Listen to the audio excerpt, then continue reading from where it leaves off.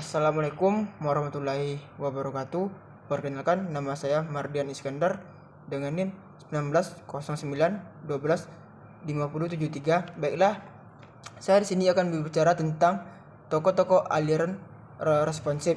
Yang pertama itu hukum responsif oleh Nunes dan Zelnick, dikontraskan dengan dua model yang lain, yaitu hukum represif Philip Nunes dan Philip Zelnick, dan hukum otonom Philip Nunes dan Philip Zelnick.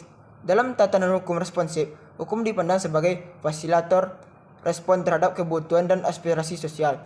Sifat instrumental dari hukum sebagai sarana penyalahan kebutuhan dan aspirasi sosial itulah yang menjadi norma konstitutif hukum responsif.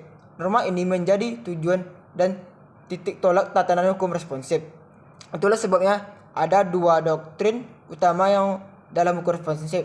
Yang pertama, hukum itu harus fungsional, pragmatik, bertujuan, dan rasional. Kedua, kompetensi menjadi patokan evaluasi terhadap semua pelaksanaan hukum. Oleh karena itu, kompetensi berfungsi sebagai norma kritik, maka tatanan hukum responsif menekankan kepada 1. Keadilan substantif sebagai dasar legitimasi hukum. 2. Peraturan merupakan subordinasi dari prinsip dan kebijakan. 3. Pertimbangan hukum harus berorientasi pada tujuan dan akibat kemaslahatan masyarakat. 4. Penggunaan diskresi sangat dianjurkan dalam pengambilan keputusan hukum dengan tetap berorientasi pada tujuan. 5. Memupuk pada sistem kewajiban sebagai ganti sistem paksaan. 6. Moralitas kerjasama sebagai prinsip moral dan menjalankan dalam hukum. Selanjutnya, 7. Kekuasaan didaya gunakan untuk mendukung vitalitas hukum dalam melayani masyarakat. 8. Menolak terhadap hukum harus dilihat sebagai gugatan terhadap legitimasi hukum. 9. Akses partisipasi publik dibuka lebar dalam rangka integrasi advokasi hukum dan sosial.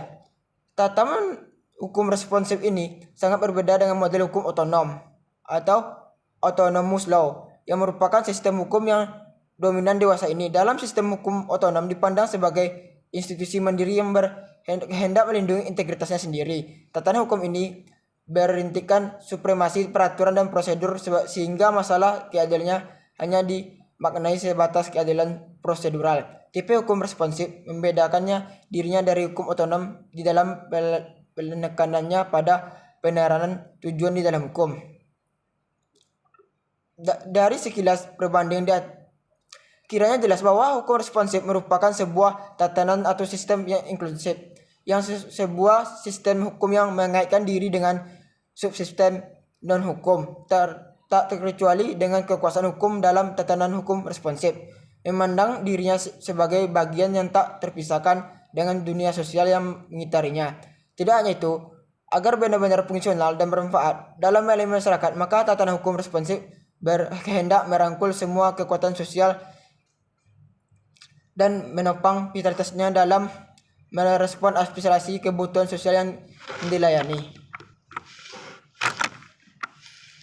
Selanjutnya, melihat hukum sebagai institusi sosial, melihat hukum itu adalah yang luas, yaitu melibatkan berbagai proses dan kekuatan dalam masyarakat seperti yang diungkapkan oleh Edwin M. Skur. Sekalipun hukum itu nampak sebagai perangkat norma-norma hukum yang berlaku, tetapi hukum merupakan hasil dari proses sosial karena hukum dibuat dan berada di dalam keadaan yang berubah. Hal ini dijelaskan pula oleh Robert B. Sedman yang menyatakan bahwa setiap undang-undang sekali dikeluarkan akan berubah, baik melalui perubahan normal maupun melalui cara-cara yang ditempuh birokrasi ketika bertindak dalam bidang politik, ekonomi, sosial, dan sebagainya. Bagi tatanan hukum responsif, dunia hukum dan dunia sosial merupakan suatu dunia integral dan saling menopang. Bagi tatanan hukum responsif, dunia hukum dan dunia sosial merupakan satu dunia yang integral dan saling menopang. Menurut catatan Nunes Zelnick dalam bukunya Law and Society in Transition Toward Responsive Law, masa 20 tahun terakhir merupakan masa bangkitnya kembali ketertarikan dan persoalan-persoalan dalam institusi hukum, yaitu bagaimana institusi hukum bekerja kekuatan yang mengaruhnya, serta sebagai keterbatasan dan kemampuannya sudah lama dirasakan bahwa pembentukan hukum, peradilan, penyelenggaraan keamanan, dan peraturan sangat mudah dipisahkan dan realitas sosial dan dari prinsip keadilan itu sendiri. Kebangkitan ini mereplikasikan dorongan akademik bahwa perspektif dan metodologi studi ilmu sosial berlaku pula untuk analisis atas institusi hukum maupun sangat pembaruan hukum.